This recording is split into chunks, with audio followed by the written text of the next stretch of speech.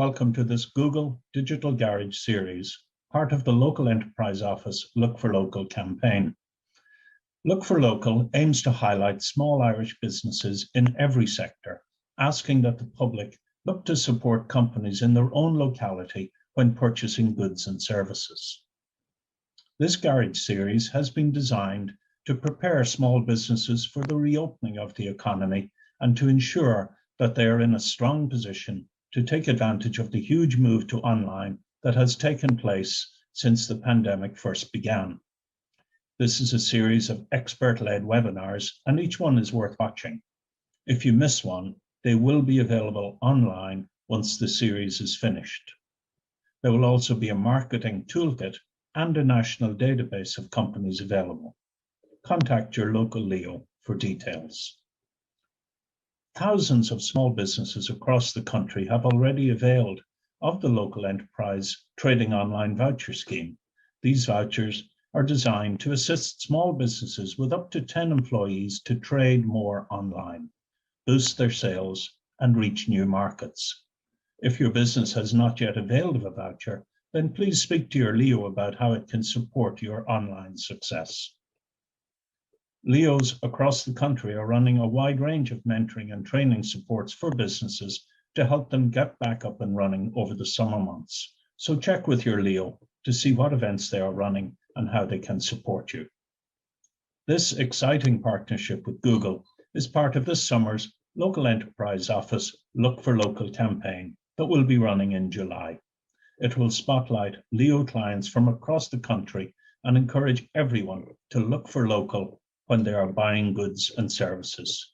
If you would like to get more information on the Look for Local campaign or how to get involved, then please contact your local enterprise office. Thank you very much and enjoy the webinar.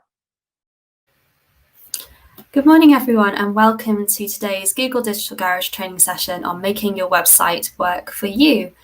As we've just heard, this is part of a series, a collaboration between the local enterprise offices and Google Digital Garage as part of this month's Look for Local campaign to help prepare your business for the reopening of the economy.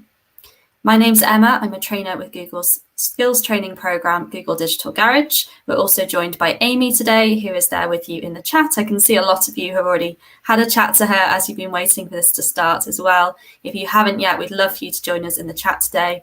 Amy will be sharing some really useful links and resources, keeping in touch with you, answering any questions, and also looking out for some of your questions for our Q&As as we go through as well.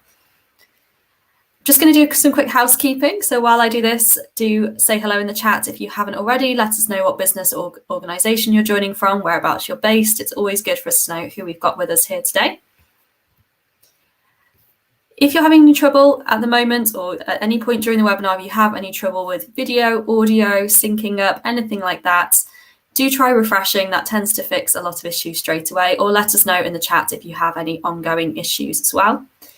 If you would like to join the chat and you're wondering what I'm talking about because you can't see it yet, either on the right of the video if you're on desktop or below if you're on mobile, you should be able to see the chat area. If you can already see it and there's a box for you to type into, that's great. If not, you'll see a button asking you to sign in or create an account. That won't take too long and that will allow you to join in this webinar and any further webinars you join us in future for, so you can ask those questions and join in with some of our conversations too.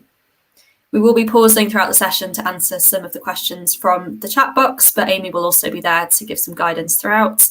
And we are running more sessions. We actually have one more left in this series on analytics next week. The description box below this video has a few useful links, and that's one of them. So if you do want to join next week's session on analytics, it's a great follow-on to this one. Please do click on that at some point and sign up for that one as well. I would also like to mention the new Google for Small Business website. We'll come back to that at the end, but it's another great resource for you to find information, resources, products and tools to help you grow your business online. We've got an online success guide with step-by-step sort of guide to getting set up online and to creating a loyal following, engaging with new visitors and reaching more customers. And we've got a link again for that in the description box. And finally, if you have any feedback for us, we will have a feedback form at the end of the session, and that will also allow you to download today's content in PDF format as well as rewatching today's video, which you can do on this YouTube channel, so you can bookmark this page to watch the video again later. So that's all the housekeeping, and let's talk about websites. So in today's competitive environment, it's really important to have a business website, some kind of online presence, whether it's a one-page website that just talks about the basic information people need to know about your business, up to something like a fully functioning online shop or booking system. People these days expect you to have some kind of online presence where they can find out more about your business.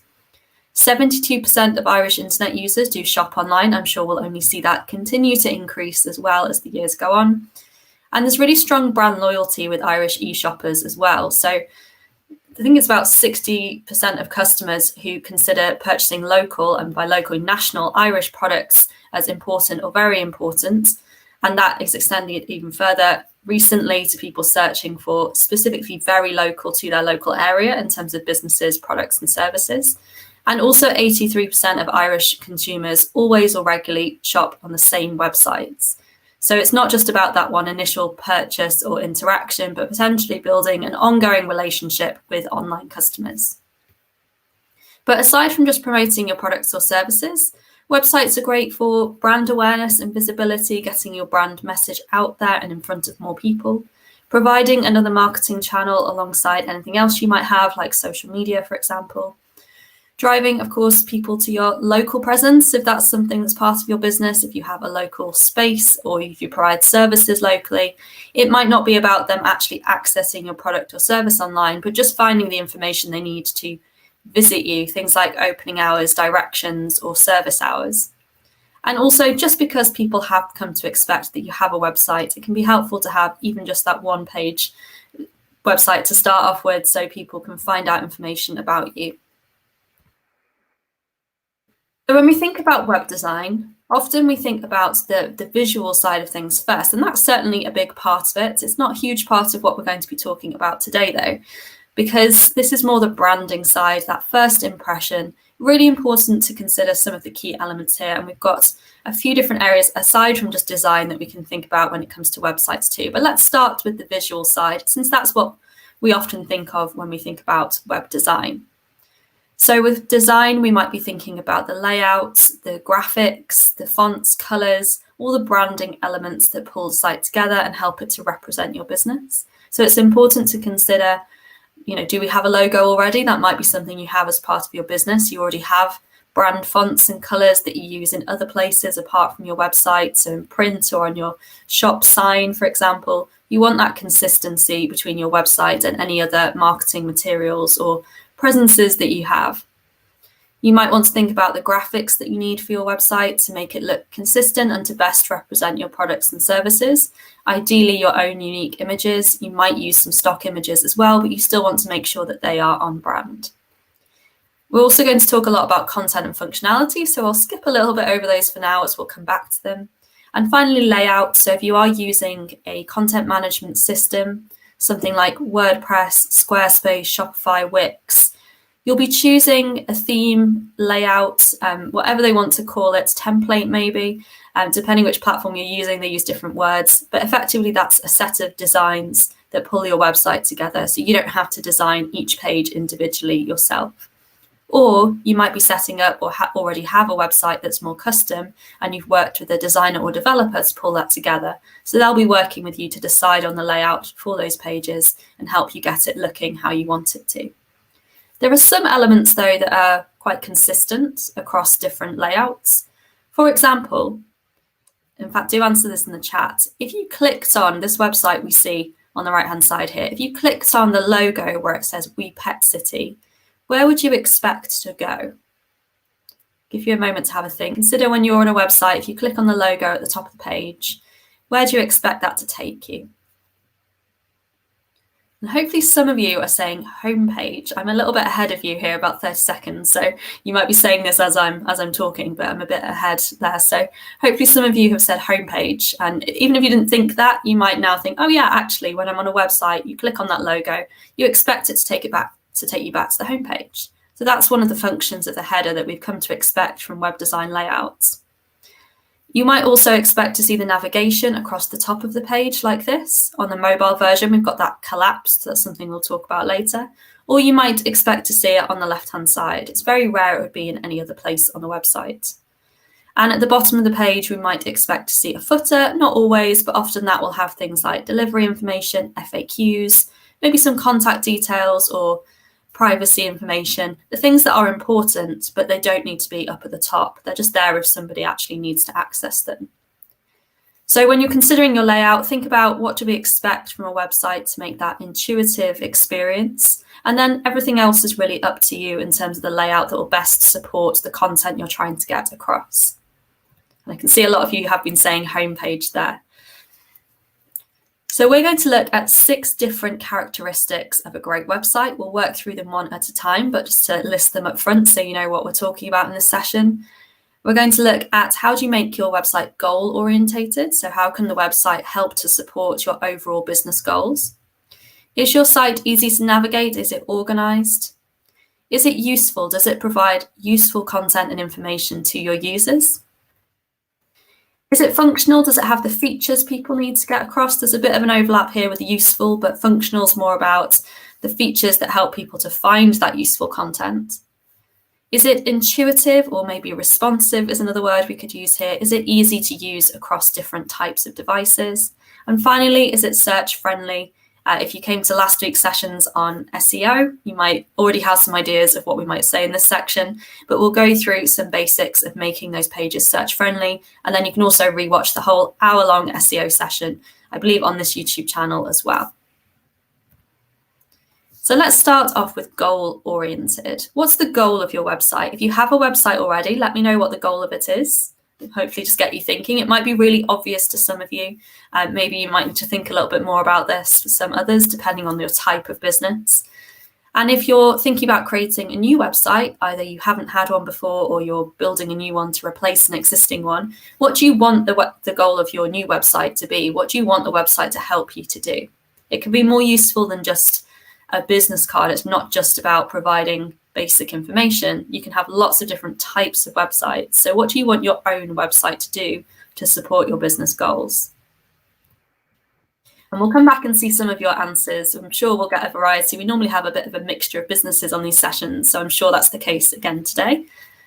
It can help you first and foremost to build a brand, regardless of what type of business you have. This is the one that's probably consistent across everybody on the session today, to build your brand, to share about your business and the key information.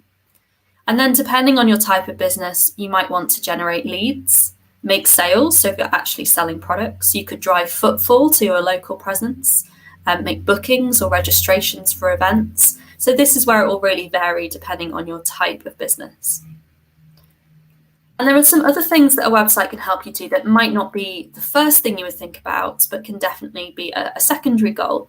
So to re-engage with existing customers to build loyalty, to attract other types of relationships, so employees if you're hiring, could be volunteers if you're a charity, could be stockists if you're a product-based business, not just selling directly to customers, but looking for wholesalers or stockists instead, or any other type of relationship, so partners, for example.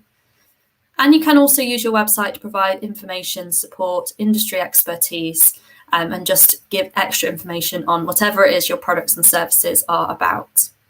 And I can see already loads of different types of businesses answering. So I'll just have a look at a few of them.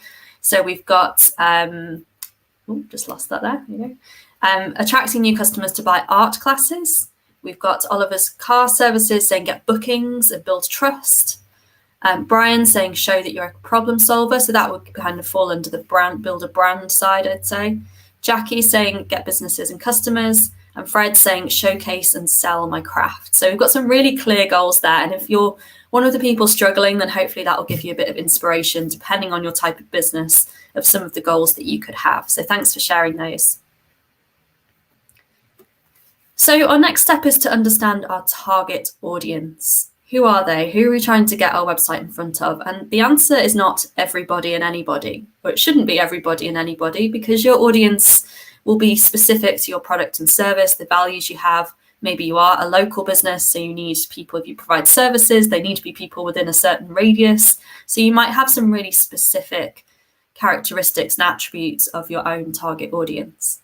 So try to understand your different customer groups. You might just have one group if you have a few different products and services, you may well have different groups of customers as well. So for each group, try and understand a bit about their behavior. How do they act? What's their demographic?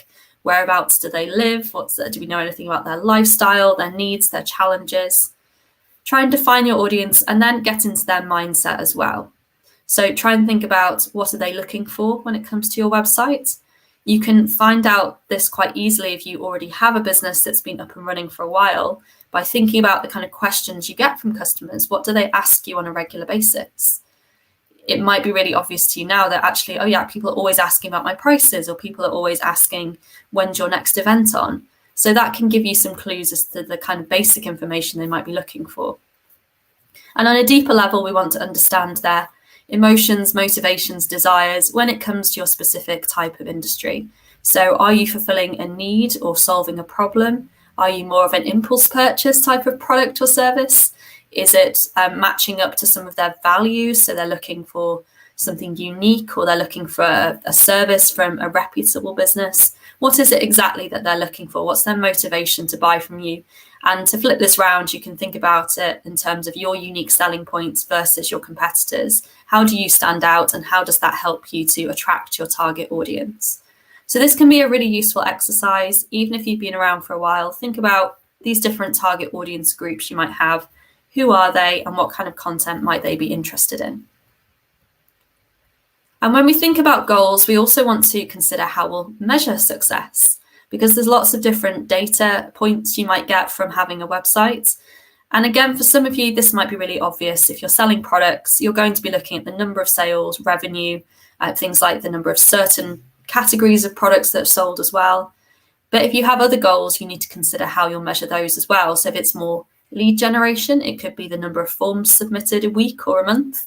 It could be looking at the number of bookings you've had taken. It could be looking at certain individual elements of your website. So how many people have signed up for a newsletter or emailed you via your website form.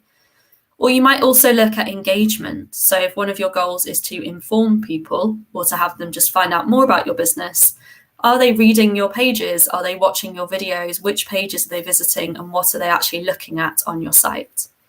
We'll talk a lot more about how to get some of this data in the analytics section next week. But also really important to think about when it comes to just setting your goals initially, to make sure you have the right platforms in place. It could be that you have an online shop platform that already gives you a lot of this data, or you might need a third-party platform like Google Analytics or another tool like email marketing to give you other data that you're interested in. So when it comes to planning your website, again, whether you're starting from scratch or you're sort of refreshing your existing website or planning a bigger change to your website, we want to think about organization and how we structure all of that information inside a website. You might have heard the term information architecture before, or seen that if you've looked at anything to do with web design, and it sounds more technical than it is. It can be as simple as a plan like this one here. So this is for We Pet City, who are a pet sitting service or a marketplace for pet sitters and people who have pets. So they have a number of different pages. This is just a snapshot of a plan that they could make. So they have their home page as that top level. They then have on the main navigation things like About, which is a standalone, just one-off page, a services page, which has what we call child pages around all the different services. So we've got dog walking, cat sitting, daycare for pets. We might have other services there as well. And then they also have a standalone contact page.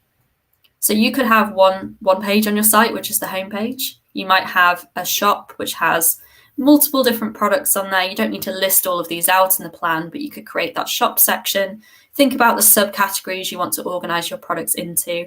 And it gives you a really nice framework that you can then add to over time. It's really clear if we wanted to add another service to the We Pet City website, we would know exactly where that goes.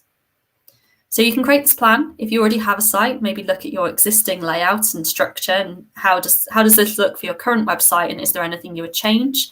Or if you're starting from scratch, you can draw this out on paper, create it online, just have a plan that you can then use as a to-do list when it comes to actually creating those pages. Some tips for organizing: use short descriptive names and labels. So the name of the page doesn't necessarily have to be the same name you use in navigation. These ones work really well because they're all 1 or 2 words. They're not going to clutter up the main navigation menus. They're very short and to the point, and we know straight away exactly what we're going to get from each of these pages. Keep site visitors in mind. So where would they look for information? If I was looking for cat sitting, I would probably know to go into that services section. That's very intuitive to me. So check that for your own website. Is it obvious where they would find these different sections? You can also do what's called user research or user experience research, which again sounds very technical, but it can be as simple as getting a friend or family member who hasn't been on your website to sit down and tell them, right, find this service or this product, add it to your basket, or give them some tasks to carry out and actually just watch them do it or get them to feedback at anything they found unintuitive or tricky to get around. So bigger businesses will run whole focus groups on this, but you can certainly just use your colleagues, friends, and family to try this out for you and get some feedback. Try and keep the most important information in that main navigation. So it's, again, easy for people to access those key pages. And you also then have the footer navigation for any things that need to be on your site, but don't need to be right up at the top. So things like your privacy policy, important to have, but doesn't necessarily need to be up front and center. People will know to look for it at the bottom of the page if they need it. So this is all helping you to then organize your site. This part's really to help you organize it for your side, planning, but we can also then make sure the organization makes sense to help your customers find what they're looking for as well. Let's see if we've had any questions so far. I know we're quite early on. I've seen a lot of people sharing things like your goals, which is great. Can't see any questions yet, just lots of people sharing around their own goals and websites, which is brilliant for this stage. And we will have plenty of time for questions later as well. So I'll carry on for now, but even if you have questions on the section we've just covered, feel free to carry on sharing them, and we'll have another Q&A after the next couple of characteristics. And the first one we're going to look at is a great website is useful.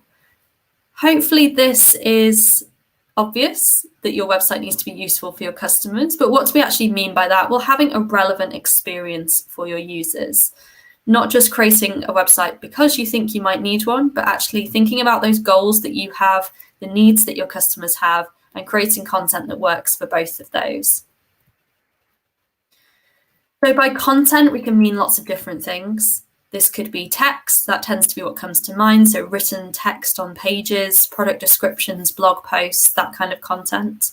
But it can also include things like images and video as well. So consider what kind of images best represent your business. If you have a product-based business, images of your products make sense. If you have a service-based business, this might be a little bit trickier, but you want to make sure any images are on brand, but also kind of give people an idea of your services. If you have a local presence, it can be helpful to have images of the space so people know exactly what the atmosphere is like and what they're sort of buying into when they make that booking, especially if they haven't visited before. Or if you go out to visit people locally with services, just try and find images that best represent your business and gives people an idea of what to expect. You might also use video. So for We Pet City, for example, they could have a video that explains the process of booking your first pet sitter for somebody who hasn't done it before. So an instructional type of video. If you sell products, you might have things like PDFs that people can download. Or if you're a restaurant, you might have a PDF of your current menu that your customers can download if they want to look at it and help them make that decision if you're the right place for them. So lots of different types of content can help to provide that information. This can be useful to build into that plan that you have. So when you're looking at the structure of your site, you can think about each page one at a time. And that helps it to be a bit less overwhelming. Instead of thinking about your entire site, today we're just going to think about the cat sitting page. What do we need on that? We need some nice images of X, Y, and Z, probably cats. We also need some text about how to book the cat sitting service. And we maybe need a form so people can fill it in and find the pet sitter. So we want to create that type of content on each page that helps the page to fulfill its individual goal and that's useful for your audience. So use that architecture we've come up with, that plan, to work through your pages one by one. If you're building a new site or if you're adding pages, take it one page at a time. Don't try and do everything all at once. And prioritize which pages are the most important. So the homepage, you kind of need to have a homepage for any website, even if it's just a one-page site. And you can always add on more as you go. So try and prioritize, what do I need to get my site up and running? And what's the nice to have things that I can add later on? So that framework can really help you, especially if you have a bigger site. If you have lots of products to upload, you might need to take a bit of time to work through writing all the product descriptions as well. So it can be something that takes a bit of time to pull all of this content together. And we'll talk a bit later about making that content recognizable to search engines as well. It's not just about actually the written content on your site, but a lot of consumers expect to have that useful experience based on their own preferences as well. So 61% of consumers expect your site to provide a tailored experience. This will depend on your type of site and largely applies to things like e-commerce. So if you're selling products, people might want to see the ability to add things like favorite products, so wish lists. They might want to save previous purchases so they can repurchase again in future. Very dependent on the type of business as to what this personalization actually means.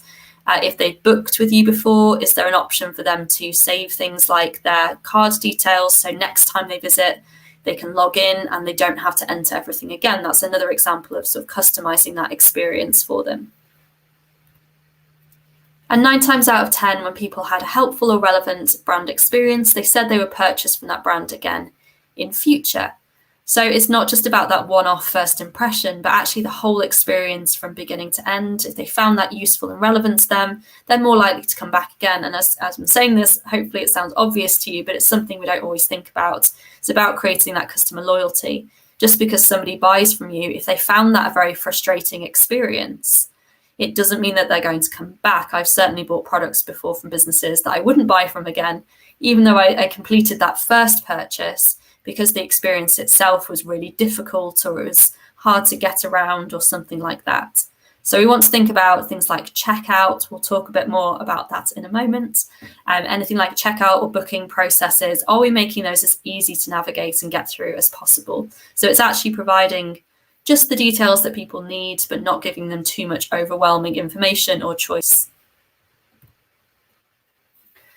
We can also look at the nature of user interaction. So if you already have a website, this is something you can do straight away, is look at any data you have to find out what's been useful so far.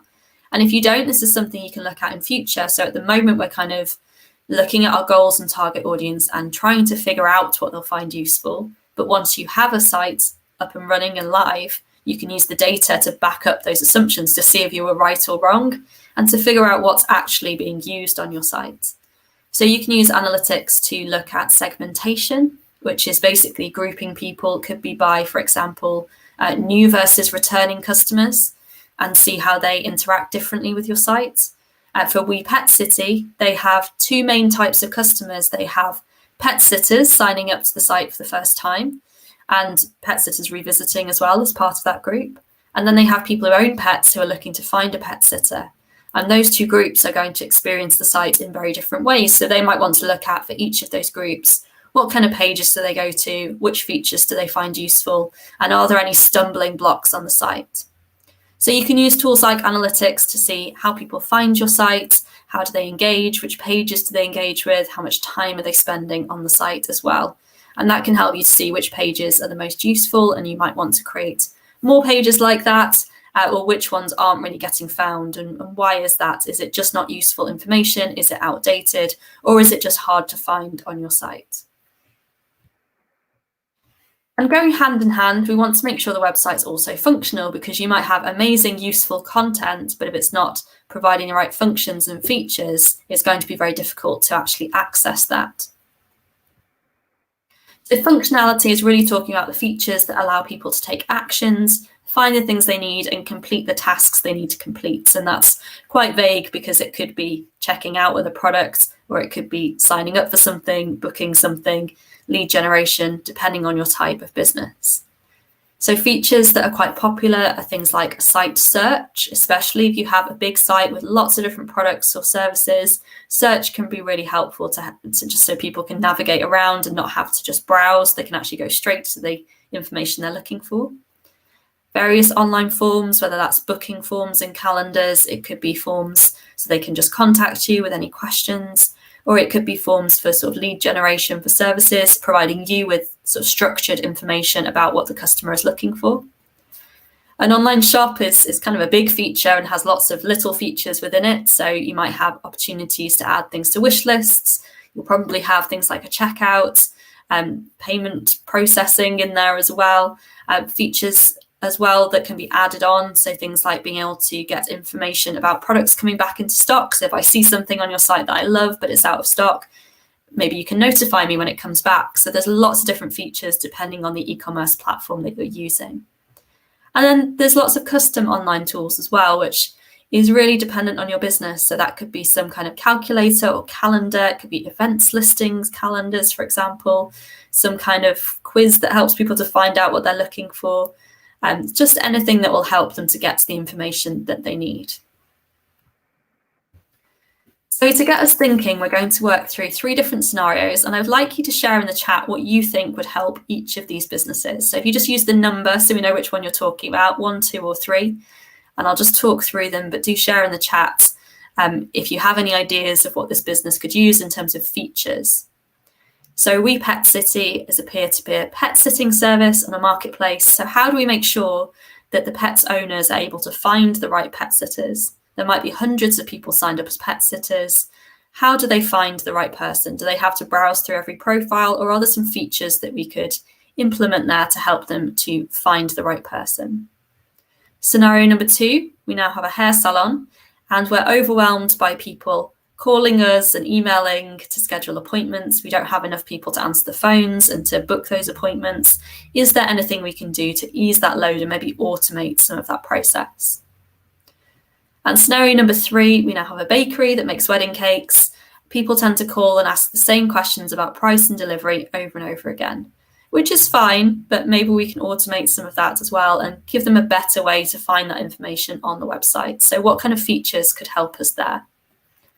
While you have a think about that, I'm going to move on to some questions, and then I'll leave this up on the screen so you can keep an eye on it and have a think, and then I'll come back to it after the questions as well. I can see we've got a question in the chat here. So Brian's asking, is less more nowadays with websites, based on the fact that people don't really read huge amounts of data and bite size seems to work for me and my business?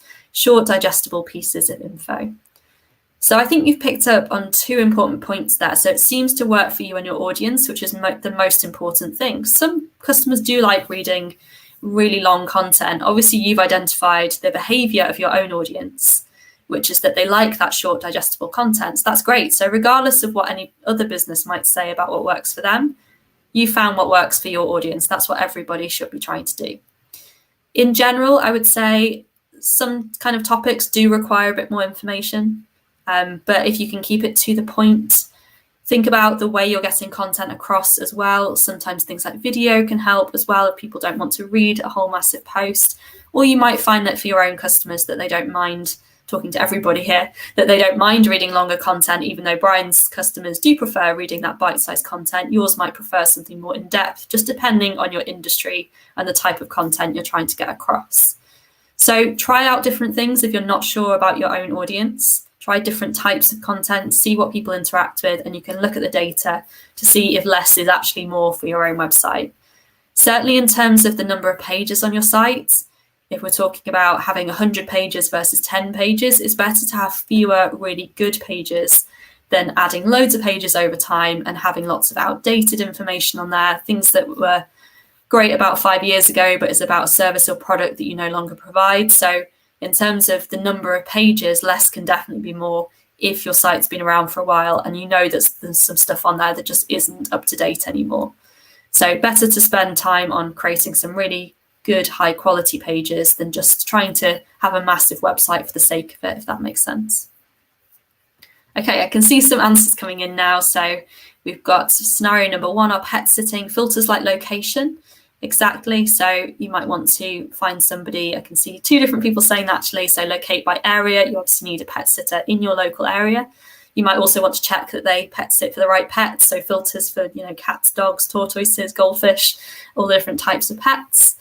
Scenario number 2, an online booking system. I can see Neve said that, and also Sandra as well. For number 3, so for the bakery, adding frequently asked questions. Exactly. So people call and ask the same questions over and over again. That's exactly what frequently asked questions is, the same questions asked frequently. So FAQs, you could also have something like a calculator on there where they can tell you how many people the wedding cake needs to be for, what features they want, and it gives them an idea, like a range of a price, so they can decide if you're the right fit for them before they call up and ask you a lot of questions. So that hopefully will help. Any of these filters and features will help to automate things for the user, make it easier, but also ease a bit of pressure on customer service as well. So thanks for all your answers there. I can see a few more coming in as well. So on to the last couple, and we've got a great website is Intuitive next. So Intuitive, we might use the word responsive here, slightly different things because Intuitive is broader, but we're going to talk a lot about responsiveness. And basically we want it to be easy to get around. We kind of know where to find things without really thinking about it is the goal of being intuitive as a website. So how do we naturally lead people through a process of finding what they need to find and making sure that they don't struggle to find a product or service or any information really on your site? The reason this is important is that a growing number of users say that they would not purchase from a brand again if they had an interruptive mobile experience. And interruptive is really anything that gets in the way of them accessing what they need to access. So that could be something that pops up in the way of content. It could be, when a page loads quite slowly and the paragraph you're reading skips up and down because images are loading at different speeds. It could be that there's lots of ads on the page getting in the way of the content, or just anything that's making that journey difficult to navigate, to get to the point they want to get to. So making sure your website works across different devices is really important. It should be a priority when it comes to planning the layout and the content on your site. Luckily for us, more and more websites and templates and themes are being built from the start with responsive design. And what that means is that it will respond automatically. The design of your website will respond automatically to the device that people are using. So if you're using a lot of the really big CMSs, so things like WordPress, things like Squarespace, Wix, Shopify, do double check. But when you're looking at themes and templates to choose, most of the newer ones should be responsive already. And I'm saying should and most because there might still be some older ones lying around that aren't necessarily as responsive as we would like. So do double check. And if you're working with a designer or developer, they should be making it responsive anyway. They're professional in their field and responsive design has been around for a long time now. But it's always worth having that conversation. What is this going to look like on mobile? How is this going to work on a tablet? Making sure that they're taking that into consideration. So some examples of what we mean by responsive. We want to make sure that the navigation is intuitive on different types of devices. So this is that same site we were looking at before, but now on mobile. And you can see a few things are a bit different. We have the menu has disappeared, or it looks like it's disappeared. You might recognize one of the symbols though, which is the 3 lines at the top right. So those 3 lines are what's called a burger menu. You've probably seen it before, you might not have heard the word before. And that basically, when you click on it, will pop out the navigation and then you can hide it away again to reveal the rest of the page. So something you might have seen across lots of different apps and websites. So it becomes very intuitive for users. The first time somebody ever sees one of these, they might not know what it is or where to find something. But if they're spending a lot of time browsing on mobile, it's something they'll see on websites over and over again. So it becomes this intuitive experience to click on that to open the navigation. We also have other navigation elements that work really well on mobile here. So for the drop-down fields at the top, you can see that they've got a lot of space in between them. So when we tap on this on mobile, because we don't have the specific clicking that we have on desktop with a mouse, when we tap on this on mobile, we're going to select the field that we want and not the one underneath it or on top of it instead. They've got enough space to make sure that we can actually just click on the one that we want to. The buttons and the search bar and the search symbol at the top as well are all big enough for us to tap on. So any calls to action or buttons just need to be big enough for us to navigate without people accidentally clicking on the wrong thing.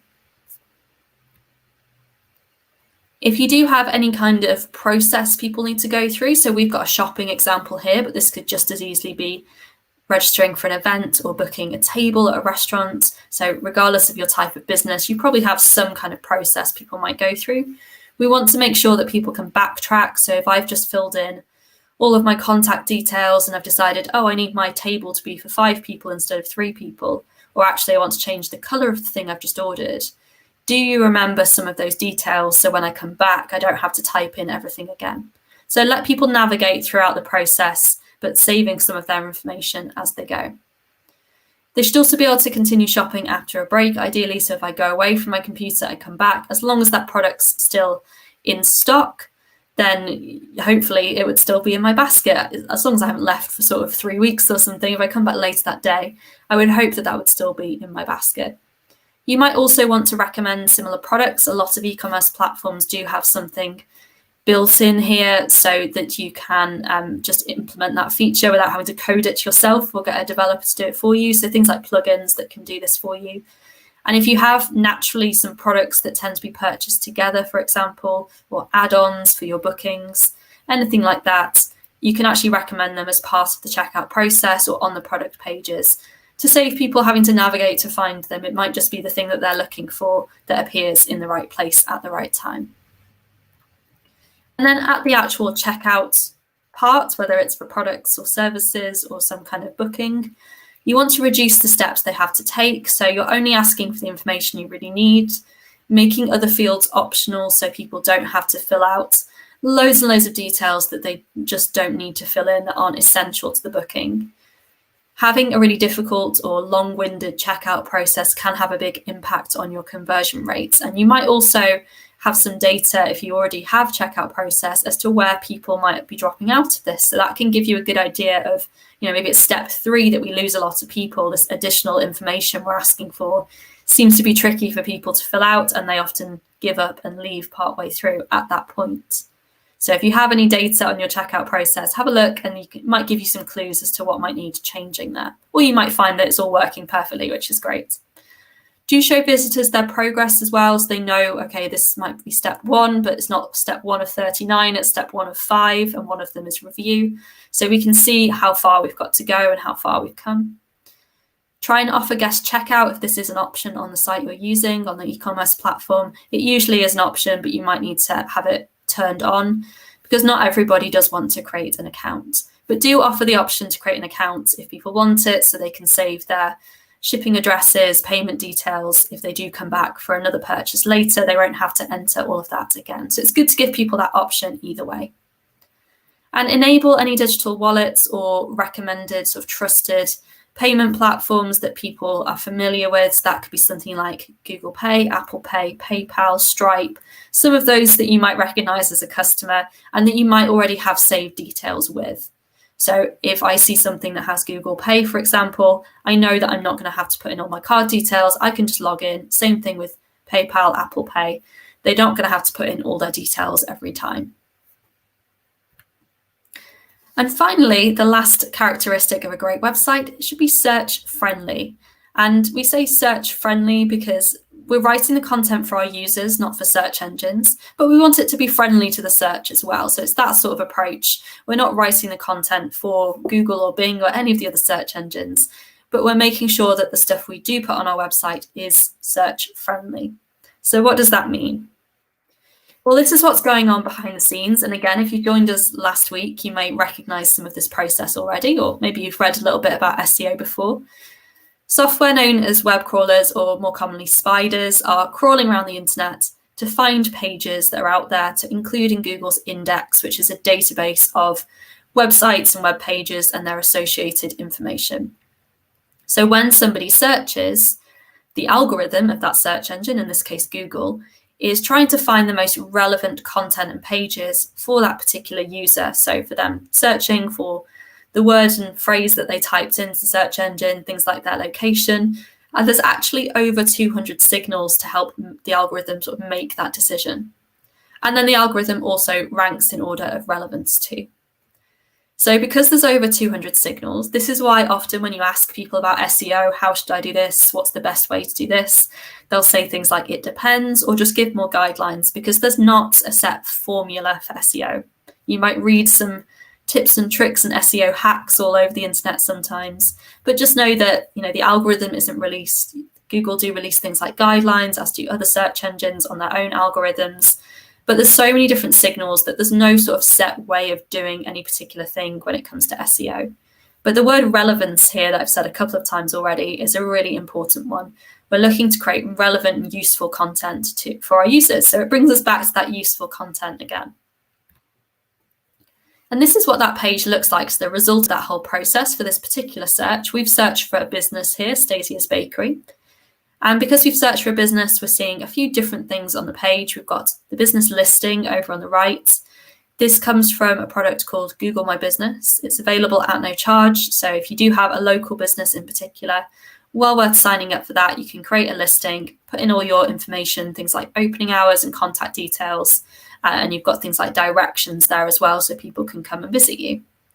So because we've searched for the business name and we're based nearby, well, we're not in California, but the person who searched is in California, and they're able to see this business listing popping up. We also have some shopping ads, these cake and pie images across the top, and we have one text ad, and then underneath that is where we get the organic search results. For other types of searches, you might not see those shopping ads. In fact, you might not see any ads at all sometimes. You might see news results, images. This page can really look quite different. And the section we're looking at is those organic search results and how do we appear there. So as we said, there are over 200 factors. So we're not going to be able to go through all of those today, but some of the best principles to think about when it comes to getting started with SEO, and things that are quite easy to get started with as well. Check the load time of your pages, especially your home page, but any high priority pages. You can use tools like Google's Page Speed Insights. You don't have to sign in. You can just put in your website address, your page address, and find out some tips. Firstly, how fast is your page loading, but also anything that could be fixed to speed it up. There's also the Test My Site tool, so g.co/test my site, which looks more at mobile optimization, but speed as an element there as well. Of course, we want to think about that useful content. So Google's looking to match your content to whatever people are searching for. So do you understand your customers and what they're searching for? Do you have an idea of the trends or topics in your industry area? You might be in a very seasonal business, for example, so you can predict what people might be searching for at certain times of the year. Maybe people are always asking certain questions and you have the expertise to answer those. So this is really around understanding your audience and creating the content that they might be searching for. You could write an amazing piece of content, whether it's a blog post or a service page, but if it's something that nobody is actually asking about or looking for, it's not going to work in terms of SEO, not because it's bad content. It might tick all of the other SEO boxes, but it's just not something that's currently what people are after, like writing about Christmas trees in the middle of March, for example. And then you can also think about some other elements like text links. If you're linking from one page to the next, use words in your links that make sense and give people a clue as to what page they're going to, people and search engines. So instead of saying click here, you could say make a booking and use that as the text for your link. Page titles are a really great way to get started. So you can think about looking at existing page titles if you already have a site. It's a great starting point for SEO because it's quite a quick one. Look at all your page titles, see if you have unique, accurate page titles for each, and you might make a couple of changes to make sure that they're really giving a clue as to what's on the page. Make sure they are usable for humans as well. They'll see them in their browser tab, for example, and a couple of other places like on search engines. So you're not writing this for search engines, you're writing it so the user understands, but do include any key topic words in that title too. And the same applies to meta descriptions or snippets, you might hear them called. So that's the additional text that can appear on the search page. In terms of where this goes on your site in the back end, depends which platform you're using. So do check your website platform support, or if you've got a developer, they'll be able to point you towards how to do that or might be able to do it for you as well. And descriptions, again, should be written for a human to be able to read, not just a list of words and topics. Written 1 or 2 sentences, describing what's on the page and giving a sort of summary of the page. So it should be unique again for each page too. In terms of information architecture, this comes back into play again. We talked about it in terms of planning your site, but actually it can be helpful to provide search engines with a map of your site as well, otherwise known as a sitemap. So this is in what we call XML format. Some website platforms actually already create this for you automatically, so double check again with their support. You might have this already made for you, and it's effectively a file written in a language that search engines understand that give a map of your site, list out all the pages and the content that's on your site, and help Google to make sure that they're indexing all of those pages and all of that content. So you can upload this through tools like Google Search Console, Bing Webmaster Tools, for example, to submit them to the relevant search engines. And that's basically saying, here, have a map of my site, go and index all of my pages, especially if you're a newer site, you've added a lot of pages, or you've made any major changes recently. And we've already talked about being responsive, so I won't go too much into this, but just to say that this is another thing that search engines are looking for. Users want you to be responsive. You should want to be responsive as well for different devices that your customers might be using. And therefore, search engines want users to have that good experience too. So making sure your website's responsive. You should be doing it for your users anyway, but if you need another reason to do it, search engines also like that too. I can see we've had quite a few questions come in since the last Q&A, so let me just check in with those. 1 second. Okay, I can see one question, how can I improve Google ranking organically? So hopefully we've answered that one since you asked it. And the other thing I would recommend is do go and watch that hour-long webinar we had on SEO. I believe it's on this YouTube channel that we're watching right now. So you should be able to find the 3 previous sessions as well as rewatching this one later. So do have a look. We spent an hour talking about SEO. There's some really great tips in there, including more depth on some of the ones I just mentioned too. Let's see what else we have. Class art. I have a members area on website where students can download material for classes. Does this area affect Google speed test or any searches on Google? So if it's behind a sort of wall, then those pages probably can't be indexed. I say probably because it depends basically what instructions your website's giving to Google when it visits the site. So when Google tries to index that page, your website might be saying, no, don't want to index this because it's private content, it's for members only. And you don't want people searching for that page anyway because they would have to log in to get there. So it can affect it in almost a good way in that you don't want that content to appear in search engines. So anything that's behind a kind of wall where people have to log in, it's very likely that your website is instructing Google not to include that in the index. And that's probably what you want. If you don't, then that page probably shouldn't be in a login area if you want the general public to be able to access it. In terms of the speed test, again, it depends if Google's able to load that page or not. If it's not able to load it, then it's not going to be able to check the speed. In that case, I would look at something like Google Analytics or Search Console, which can give you more insights on the speeds of your individual pages as well. So that could be a good way to look at it instead of going to the Page Speed Insights tool. Go into something like Analytics and you'll see which of your pages are fastest and slowest. So hopefully that helps, but that's quite specific, but I know it's something people come across a lot if you do have pages that aren't necessarily publicly available, but they're in some kind of member space instead. Okay, we've got one on e-commerce. Any suggestions that don't charge monthly fees? Can't really suggest specific products, I'm afraid, because it really does just depend on what you need. I'm not aware of any completely free products. If that's what you're looking for, you might be looking for more something that charges more commission-based instead. I don't know if Amy's able to suggest some, but we can't really make specific suggestions of products, I'm afraid, because we don't know that much about the features and things that your business needs. You can look as well at other ways of selling through things like marketplaces, for example.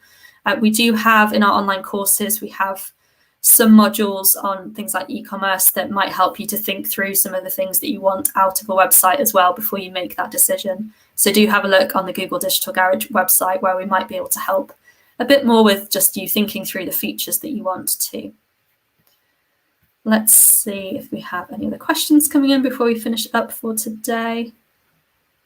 I can see lots of things going on in the chat as well. Oh, a couple of people have asked about saving the chat. I think we got that in the previous session as well. So the chat, I believe, will be shown with the replay of the video. It does sometimes take a little while to load those. So if there's any links or tools you want to try out straight away, it might be worth opening those now so you've got them, bookmark them for later, but you should be able to revisit the chat. It just takes a while to sort of compile and then attach back to the video later. Probably not the right language, but basically if you watch this again in half an hour, that you might not see the chat, but if you watch it again later, it should have loaded by then, hopefully. But any links you want immediately, I believe we share some links with you after the session as well, if there's any key tools too. Okay, I can't see any more questions coming in. I can just see Amy making some e-commerce suggestions as well there, so hopefully they're helpful. But let's think about some next steps for your website. Depending where you're up to, you might pick and choose a couple of these. So if you're starting from scratch, it can be a great idea to make a list of goals for your website, or if you're considering a whole website refresh, that's a great way to kick it off by deciding what do you want the website to do, and working through those areas like your target audience and measures of success as well. So a bit of planning and groundwork, so you're not diving straight into creating a website, but you're really thinking through what you want first.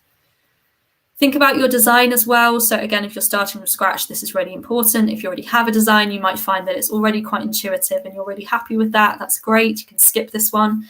But do double check that your design is easy to get around. Think about that plan for your site, what you want it to look like ideally, and if you have a site already, does that match? And if not, it kind of forms that plan of which pages you need to put together and the content you might need.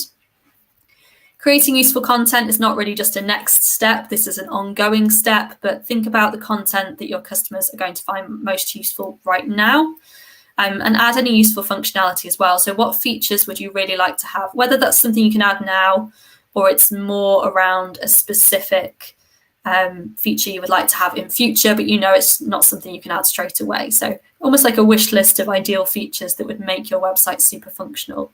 You might choose to have a really simple website, especially if you're directing people to a local presence, for example, you just want information on that. But if you have something like an online shop, you might find some extra features in your e-commerce platform that you've chosen as well. And then do consider search engine friendliness of each page, whether that's looking at existing pages to see if you can optimize, or whether that is looking at those new pages you're creating and bearing it in mind as you write the content and add things like the page title too. And again, do take a look at our SEO session from last week if you want more information on that too. You might also want to take a look at our Google for Small Business website, so google.com/smallbusiness. This has that online success guide I mentioned earlier, products, tools, training. We've got some COVID-19 advice on there. Some of the tools I mentioned today are listed on that site as well. And the online success guide is a really great way to get started, not just with the website topic we're talking about today, but really general online success and some of the steps that you might take in other areas of digital as well. And if you do want to continue learning with us, we have a couple of different things. Firstly, we have the analytics session I've mentioned a couple of times today next week, which is the final of 5 in this series with the local enterprise offices. So I do hope you'll join us for that. The description box below this video has the link to sign up if you haven't already. I'm sure some of you, I'm seeing some familiar business names week after week. So hopefully some of you have signed up for that one anyway. And we do have some online courses, which instead of webinars at a certain time, these are drop-in, drop-out, online learning, self-paced. So you might find that really useful alongside the webinars as well. We cover a lot of different topics in there, and you can dip into all of them, or you can just choose the ones that are most relevant to your business. So do take a look at those at g.co/digitalgarage-ie as well. And hopefully you will have a chat to your local enterprise offices as well, because they are running the Look for Local campaign, and you can find out how you can get involved with the national listings, the Trading Online Voucher if that's not something you've already used, and any other support that they're offering in your local area too. So I do hope you'll have a chat to your local Leo and see what they've got going on as part of the Look for Local campaign, and in general in terms of business support and further events like this. Just double check if we've had any other questions. I can't see anything in there right now. Lots of links that Amy's just shared for all of the things that I've just mentioned. So I hope you'll have the information you need to go and check out whatever your next step might be. Thanks so much for joining us today. We hope to see you next week for looking at analytics in a bit more depth. And thanks for all your great questions as well. And we hope to see you again soon.